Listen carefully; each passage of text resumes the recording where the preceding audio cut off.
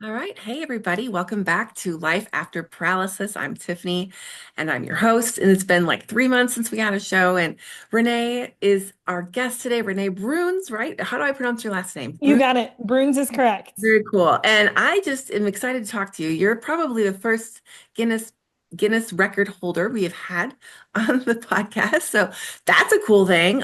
So there's a lot I want to talk about with you, but I think anyone that's seen you online has a million questions too. But I want to start from the beginning because I don't even know too much about you. And I know you don't have a spinal cord injury, but you have a disability, obviously. So let's go from the beginning. And I know your name's Renee. You're from the USA.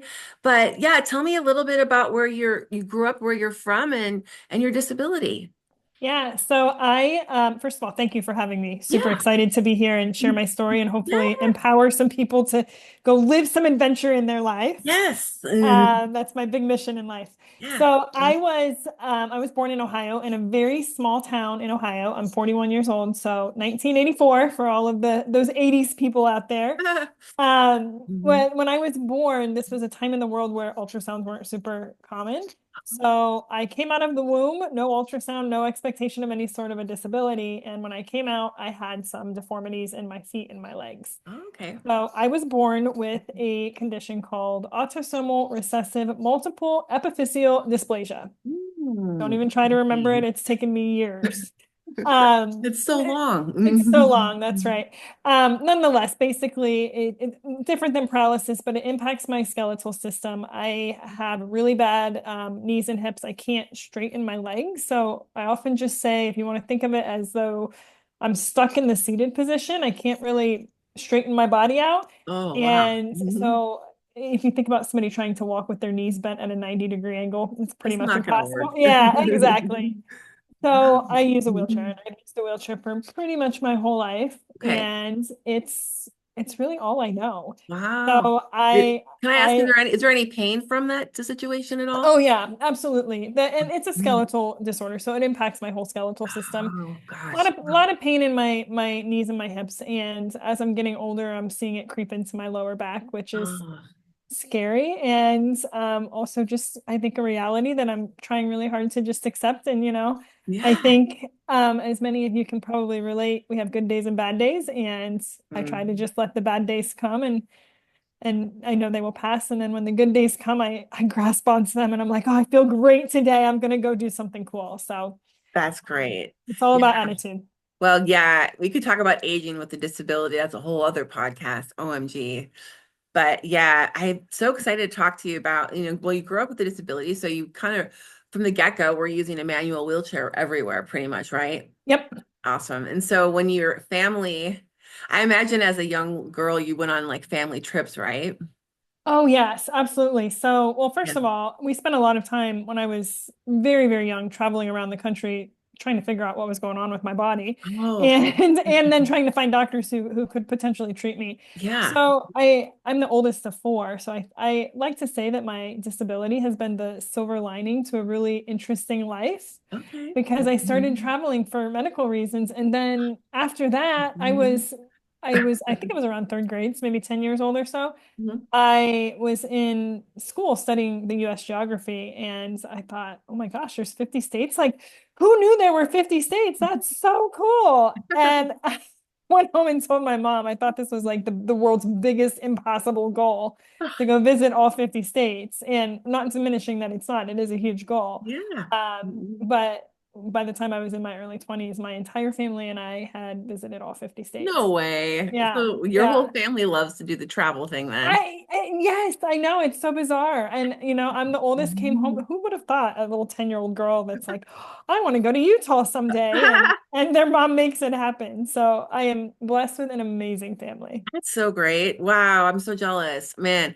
So, okay, so as a child, were you guys like road tripping? What was like, I was gonna say like your first vacation, but you went on so many. So there's probably, was there one in particular that stands out as a child that was just like super, like, I don't know, that kind of changed you at all or anything like that that was super memorable? I mean, there's quite a few. I mean, first of all, as a child, a Disney World pops out, and I remember as someone with a disability getting to cut in the lines. I think they may have, They changed the policy. it's been a long time. Yeah, I think they've Yes, they changed the changed it. policy. Yeah, Hmm. yeah, which I I don't know enough about it to speak to it Yeah, it's intelligently. a But whole thing. back when I was a little girl, I got to just go to the front of the line, and Yeah.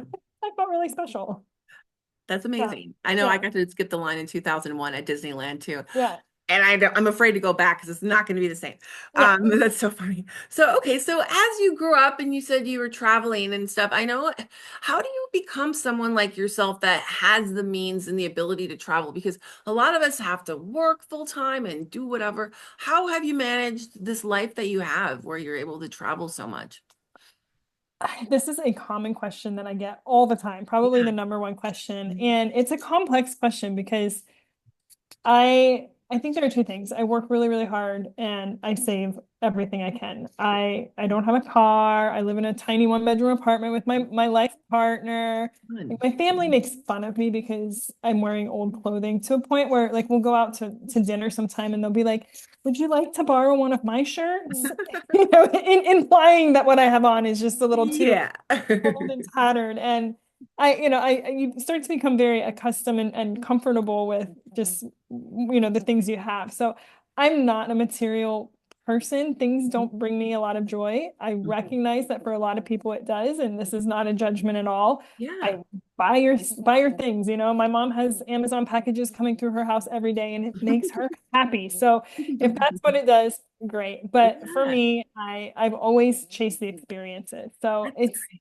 a big part of it is just how I'm spending. And I Yeah. think the other piece is I went to university. I was fortunate enough to get an education. I Yeah. built an amazing career, and again, there's a lot of fortune that comes with that and a lot of Yeah. privilege. And I hope I'm not naive to that, but What's your career and degree and stuff? I didn't even ask you that. yeah, I have an undergrad in psychology and an MBA, Master's of Business. And Oh, I that's I awesome. spent I spent 20 years working in corporate insurance. Okay. Okay.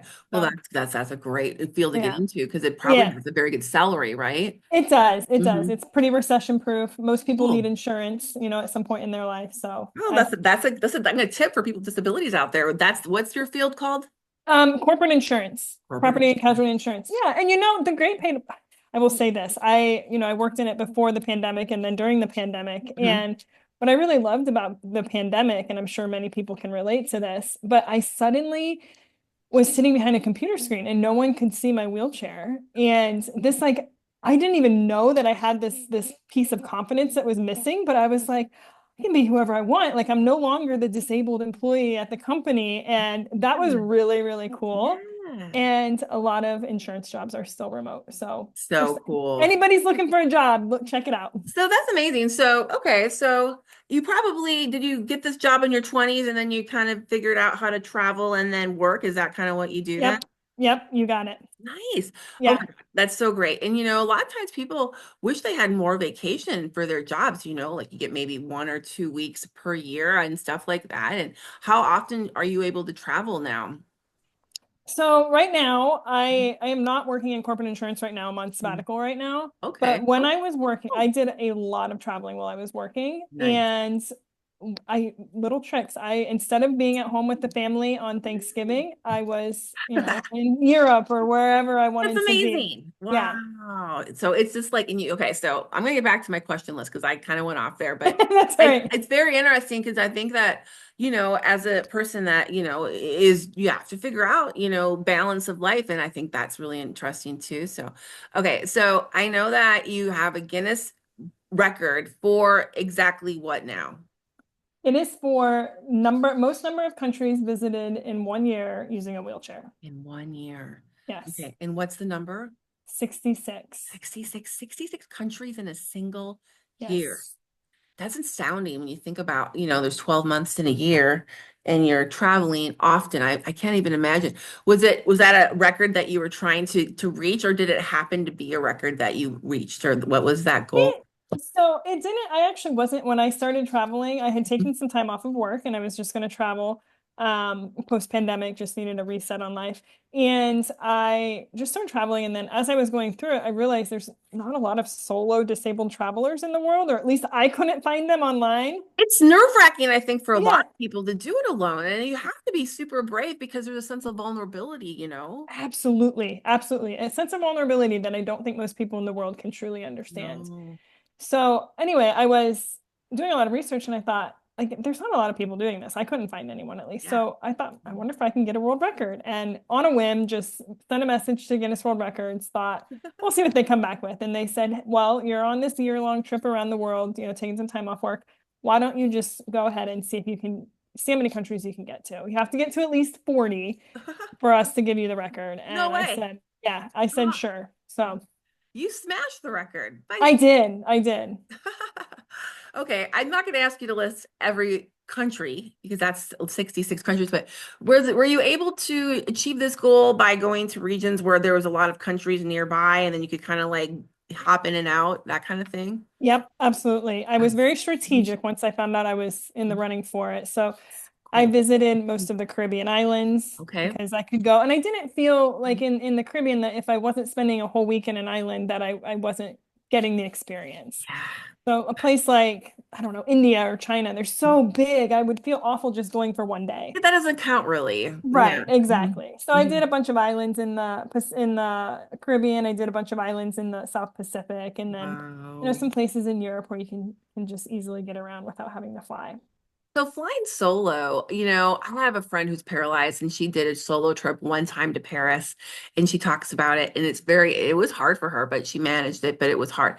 I know for someone who, are you able to stand at all or do you have to like stay confined mostly to sitting or are you able to do any stairs or like, I'm just curious. If I'm doing stairs Mhm. or like moving without my wheelchair, I'm usually on my hands and You're knees on your hands or on and my butt, kind of dragging myself wow. along. So that's crazy. So when you're solo traveling, do you have to ask just people to help you? And do you have to like, is there a sense you just look for hopefully nice individuals to you know what I mean? Yeah, yes, some of both. I have found myself at flights of stairs saying, all right, how am I going to do this? And you just kind of wait around and look.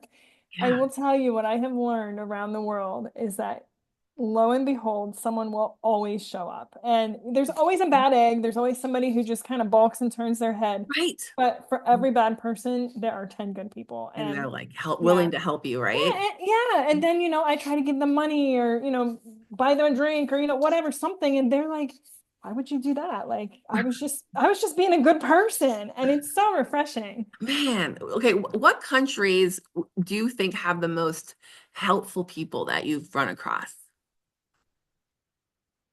I think that the most helpful people are in Cambodia, Thailand, Vietnam, that part Mhm. of the I've world. heard about those people. Very kind, Yes. right? Yes, they're very kind. What I would say though, kind of the caveat to that is there is very little infrastructure for someone using a wheelchair. Okay. And so I've contemplated this and I've talked a lot about it publicly, but does a culture that has a lot of regulation and have all of the ramps and the elevators and the bathrooms and all the things that we need in a public space, do we lose some of that kindness with humanity?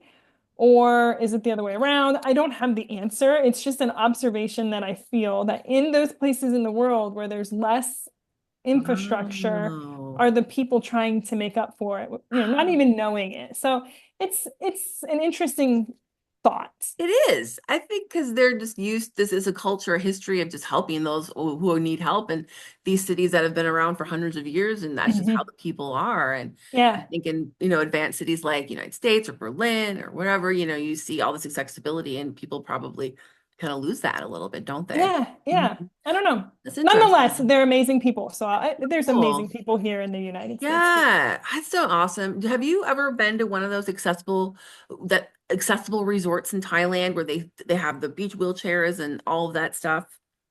I haven't been in Thailand, but I did Okay. try a beach wheelchair. It's been many, many years ago. It was Okay. super cool because, I mean, as you know, you can't really Yeah. bring a wheelchair into the sands. Yeah. Yeah. I haven't, they're hard to find around the world. I know that they do Mhm. have them in Thailand, as you There is like mentioned. one I see them on Instagram once in a while. I can't Yeah. remember their name though right now. I think there's Mhm. another one in Portugal. I know that Portugal has an accessible Yeah. beach where they have paths going around. Yeah. And So I I heard I have been there. Spain. Yes, And Spain too. Yeah, Spain has a bunch of like barrier-free beaches or whatever, right? Yeah. Yeah, and how about, I was also going to say, because a lot of people say Europe is not very accessible, but Spain seems to be the standout, doesn't it? For Yeah, accessibility. Spain and Portugal have done really well. I would also say the Nordic countries, so up near Norway, Sweden, Yeah. Denmark, those Okay. countries have done a very nice job also. Cool. The cobblestone, I think, is what makes it inaccessible. Super And hard. Yeah. yeah, so Interesting. it's beautiful, but makes it hard. Oh man, I know that the term barrier free is used like in Japan often to describe like accessible things, and you don't really use we don't use barrier free in the United States that much. I kind of like the term, right? Uh-huh. I think it's interesting. Have you been to Japan, and have you witnessed any of the barrier free architecture or services there? Yeah, I have been to Japan not too long ago, actually. Cool. It is a very accessible country. The Okay. trains are accessible, there's elevators. It's a very modern country. Okay. I mean, there's some differences compared to the United States, but I would say in general, it's pretty comparable. Were you able to go through those tiny little alleyways though that everybody wants to visit, those tiny little bars? I always that's like one of my favorite areas when I watch travel videos of Tokyo. Yeah, It looks very inaccessible. it is very inaccessible. I was Mhm. able to, I was with my partner on that trip, and so he was able to help me. We navigated through the alleyways, but You getting did. into Mhm. those little bars, like I think an average person is just gonna No, have a hard time. So I observed from the outside. you did. Have you ever been piggybacked anywhere just to make things easy and during your travels? That's a common all thing all the all time, the all time. the time. I used to fight it too, to say like I'm not getting on some strange man's back. He's all sweaty and gross.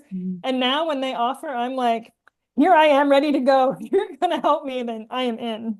It's amazing. If anyone listening here, go to Renee's Instagram. I honestly don't even know what country to talk to you about next because I know you were at Marijuana. How do you Marijuana? More Tanya. Mauritania. Okay, that is in Africa or where is this located? It's in Africa, in northern Okay, and Africa. it's amazing because you were in a tent in the desert, right? I was, and it was one Mhm. of my most favorite experiences. But one of the things, and I write about this in my blog more, but on Instagram, like anything, you see the bright side of it, you don't see the hard part. Yeah, There was, and I share this because I think everyone that's interested in this can relate, yeah. but I was with Mhm. my sister, so she's Okay. very used to my disability. She grew up with it, with me.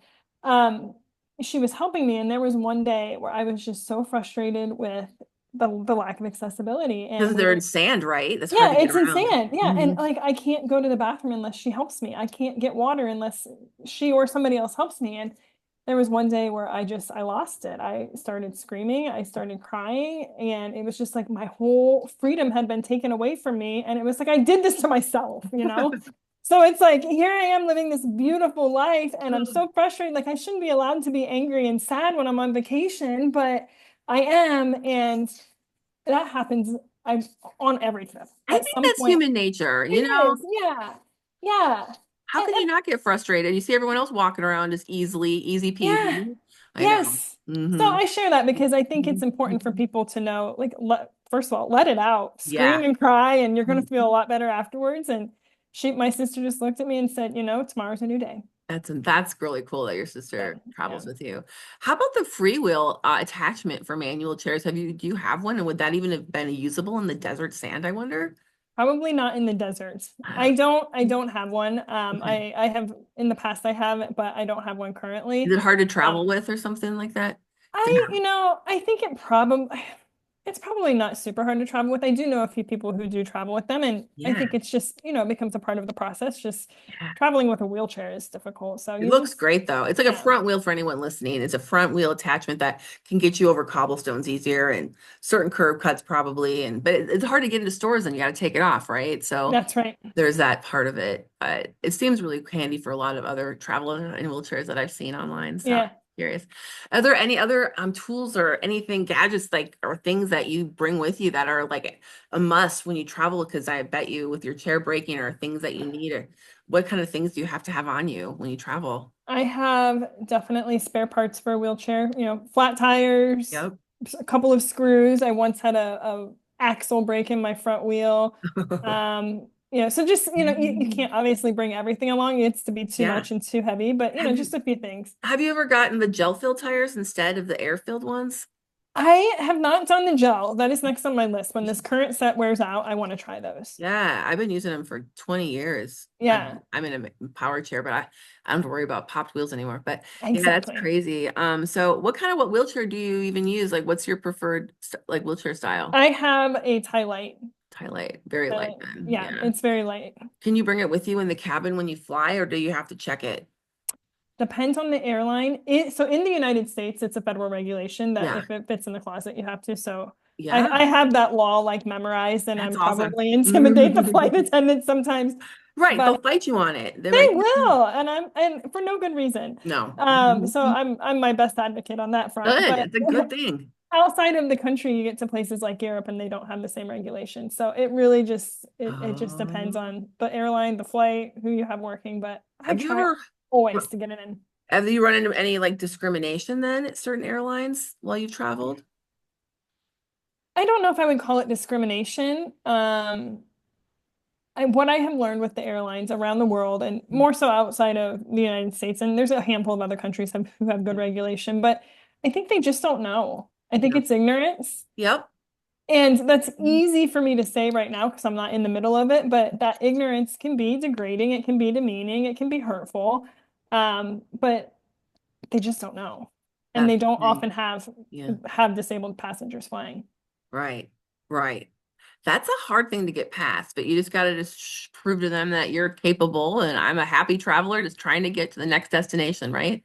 Yep. I think it's interesting. I think a lot of times you run into different mindsets in other countries too about how they view disabled people and what they should or shouldn't be doing, right? Absolutely. And that's a cultural thing. And Yeah.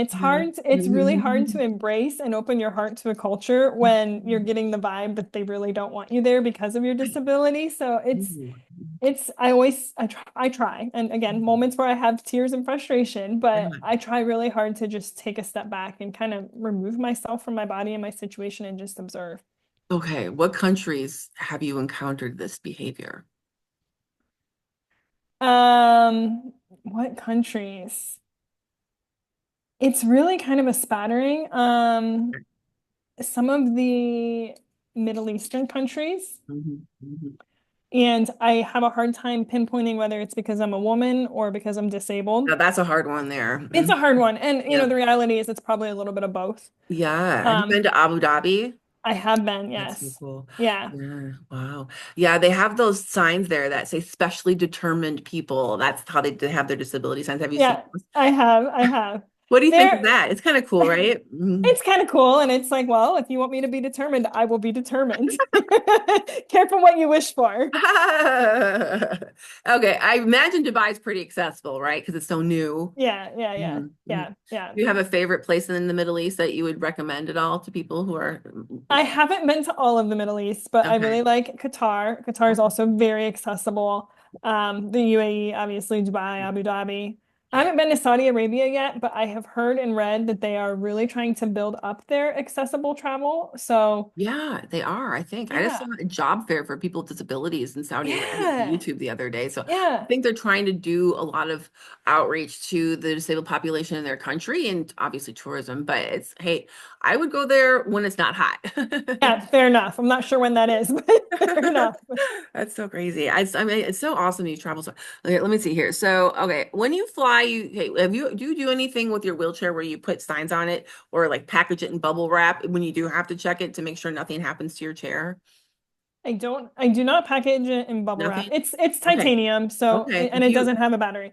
Do I you put will tell any you this. signs on there though to let people know to not touch your chair, or do you feel, have you ever done anything in that of that nature, or do you just give it to them and hope for the best? I have in the past put, return to gate, do Yep. not touch, all of those types of things. I'm trying all different tactics all the time to try to get what Right. I want. The Yeah. number one thing I do, and I recommend this to anybody, is to put an air tag onto it or some Oh, sort of a GPS tracker. that's a good idea. Yeah. Yeah, because I have had times where they'll say, "Oh, it's been sent to baggage claim," and I can see that it's right there, underneath the airplane My God. or, that kind of stuff. So It's your legs, right? You should put a yeah, tag on your legs if they're going to be taken away from you. 100%, 100%. I know that one thing I hate about flying as a wheelchair user is waiting after everyone leaves and you're just sitting there, and I just hate that part about flying. Uh, how do well, you get over that? I don't know that you can. It's so frustrating because you're right. You're waiting. Also, you likely haven't used the restroom while you're waiting on everyone else, and it's frustrating. I don't know how to get over it. Believe Yeah, me, I kind yeah. of pout in my seat. Okay, I think it's one of the things you got to deal with because flying is still pretty convenient, right, compared to train travel and bus travel. So Fair enough. I know.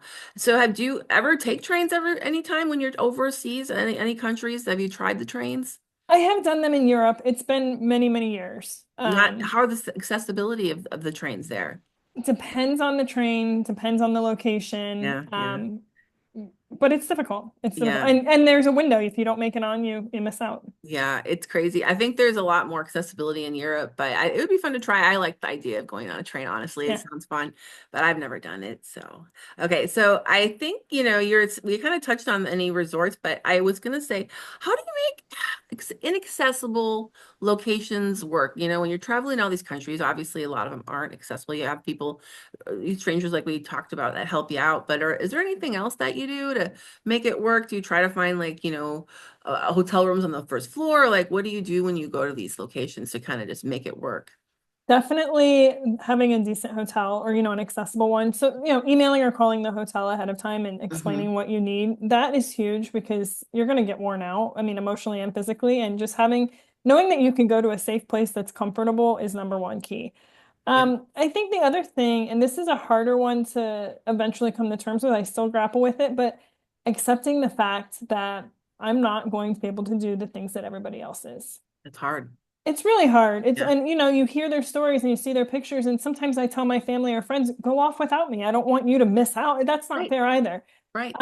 But I try to do something different than maybe climbing a mountain, for example. And I might go find a local coffee shop or go Yeah. to an orphanage or go to a Yes. school and something Or a else that church. a church, exactly. And try to fill my soul with an experience that not a Yes. lot of other people get. I think that's such good advice. Just because you can't do that doesn't mean you can't find something else that's just as great, right? Yes, yes. I know. And it's going to be sad, but I always try to remind myself too, at least you have breath in your lungs and you're here on this planet and you can't be mad about everything. It's 100% true. My sister tells me all the time when we're traveling and I get frustrated, and she'll say, be glad you weren't born into a country where you were stuck in your home or you were killed at True. birth because you were born, or Yeah. so it's a good reminder of the privilege and the lack of privilege that we all Yeah. have. So I know that um you've been to like 7 continents, right? All seven yes, continents. yes, Okay, that means you've been to the cold ones, right? yes, Okay, like yes. south, is it Antarctica, right? Antarctica, yes. Wow. Okay. I heard it's hard to get there because it's very planned bait trips for people because they don't let people to come there willy-nilly. Were you able to plan an accessible? Did you go on a regular tour or what kind of tour did you Yeah, take? I went on a regular tour. It was Okay. very difficult and emotional for me to convince them that I was able to do it. I was going with Really? my whole family. Okay. A lot of legalities and Wow. things like that. Things that I thought were unnecessary, Yeah. but I was also like, I want to do this. I am going to fight through this. Yeah. And I did. It was beautiful. To my point earlier, I wasn't able to do everything. That's okay. I mean, I was on a ship floating around Antarctica. Like enough there. Like that's already super cool. So Yeah. so what if I can't go snow trekking up the snowbank, it's just kind of coming to peace with that. Were you able to get off at all down there when you I were? did.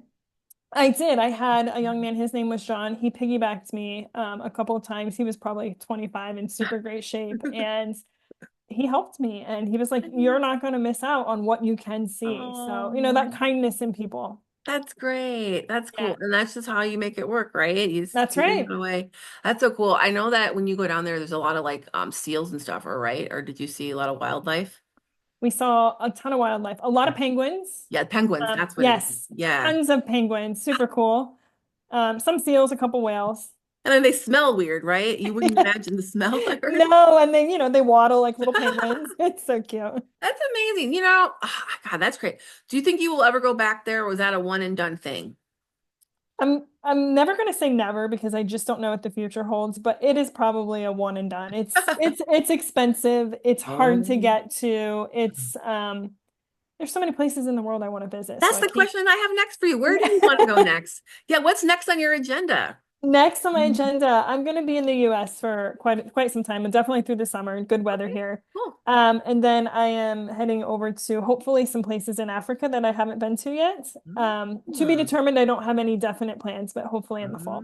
Oh, yeah, Africa can be, I mean, it's crazy big. There's so many places and some are Yeah, accessible and some are not, I imagine. that's So, correct. wow. Okay. So, okay, have you been to Egypt and the pyramids? I haven't, and that's one that's on my potential for this fall. Yeah. Okay, so we're gonna almost be done here. We got just a couple minutes left, but I just wanted to ask, so are there any accessible tour companies at all that you recommend, or do you like to do solo? I know for you it sounds like you, but is there any establishments or places Yeah. you would say like check out? The one that comes to mind, who has quite a bit of experience, is Wheel the World. Okay.